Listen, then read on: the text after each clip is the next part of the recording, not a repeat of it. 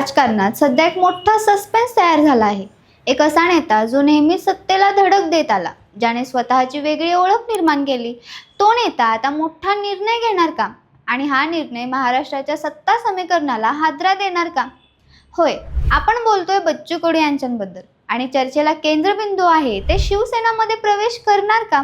नमस्कार, मी किशोरी खांडेकर आणि तुम्ही पाहत आहात अनफिल्टर्ड महाराष्ट्र।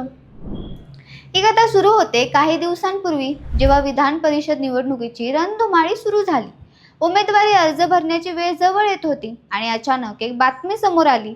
एकनाथ शिंदे यांनी बच्चू कडूंना मोठी ऑफर दिली आहे, विधान परिषदेची उमेदवारी। पण ही ऑफर इतकी सोपी नव्हती, कारण तिच्या मागे होती एक मोठी अट, प्रहार जनशक्ती पक्षाचं शिवसेनेत विलीनीकरण। आता इथे सुरू होतो खरा खेळ।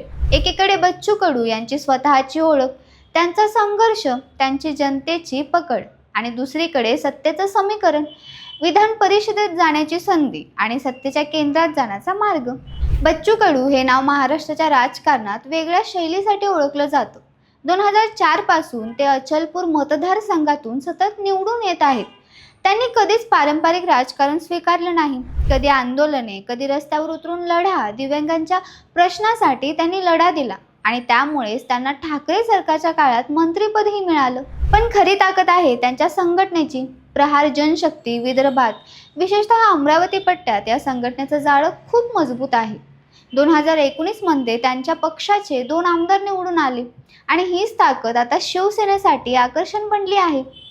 कारण विदर्भ हा भाग सध्या भाजप आणि काँग्रेसचा किल्ला मानला जातो। शिवसेनेला इथे मजबूत पाय रोवायचे आहेत आणि त्यासाठी बच्चू कडू सारखा नेता म्हणजे एक मोठं अस्त्रच ठरू शकतो। याच पार्श्वभूमीवर झाली एक महत्त्वाची भेट बच्चू कडू आणि उदय सामंत यांच्यात। या बैठकीत काय चर्चा झाली, नेमकं काय ठरलं याची अधिकृत माहिती बाहेर आली नाही।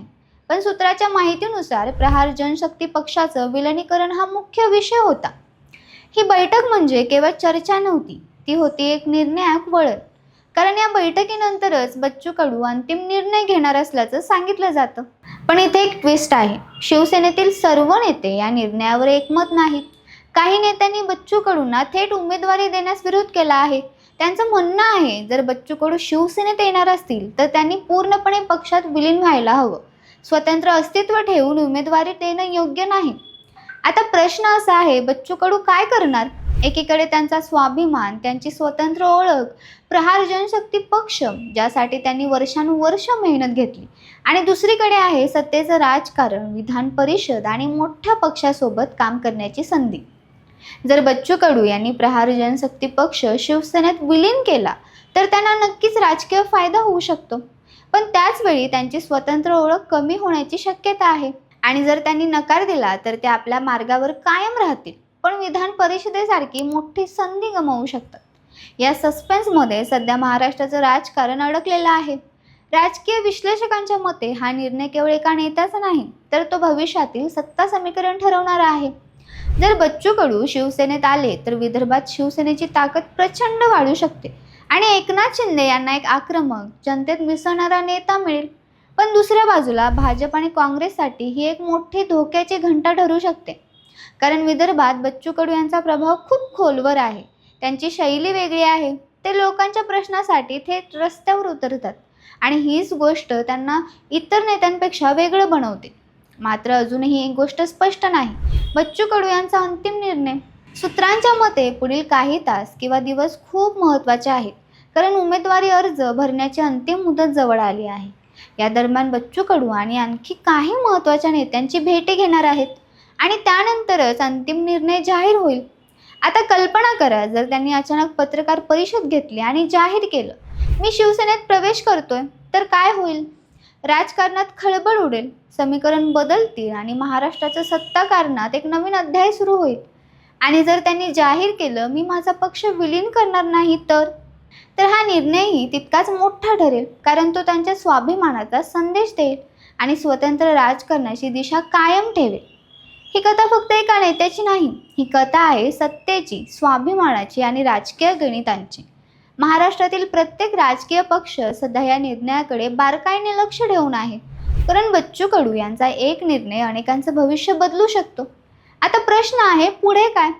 राजकारणात काहीही अंतिम नसतं. इथे प्रत्येक क्षणी समीकरणं बदलतात आणि कधी कधी एक छोटा निर्णय इतिहास घडवतो. बच्चू कडू काय निर्णय घेतील, ते शिवसेनेत जातील का की स्वतंत्र राहतील, हा सस्पेन्स अजूनही कायम आहे. पण एक गोष्ट निश्चित आहे, हा निर्णय जाहीर झाला की महाराष्ट्राच्या राजकारणात एक मोठा भूकंप होणार आहे. आणि म्हणूनच पुढील काही तास, काही दिवस हे खूप निर्णायक असणार आहेत. तुम्हाला काय वाटतं, बच्चू कडू यांनी काय करायला हवं? सत्तेसोबत जावं की स्वतःची ओळख जपावी? कारण कधी कधी सत्तेपेक्षा मोठं असतं स्वतःचं अस्तित्व, आणि कधी कधी मोठं होण्यासाठी मोठे निर्णय घ्यावे लागतात. हा सस्पेन्स लवकरच संपणार आहे आणि त्यानंतर सुरू होणार आहे महाराष्ट्राच्या राजकारणातील एक नवीन अध्याय. आणि तुम्हाला जर ही माहिती आवडली असेल तर चॅनलला लाईक करा, शेअर करा आणि सबस्क्राईब करायला विसरू नका. धन्यवाद.